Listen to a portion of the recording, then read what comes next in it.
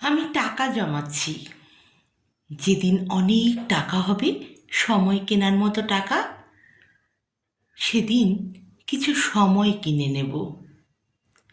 যারা প্রতিদিন, প্রতি মাস, প্রতি বছরে বলে যায় খুব ব্যস্ত, একদম সময় পায় না, কাজের চাপে মনে থাকে না, তাদের সে কেনা সময়ে ধার দেব।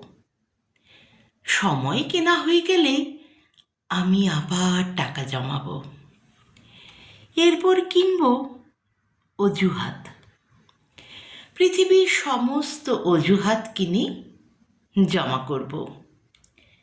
সময়ের অভাবে, অজুহাতের কারণে কেউ যেন আর প্রিয় মানুষদের ভুলে না যায়।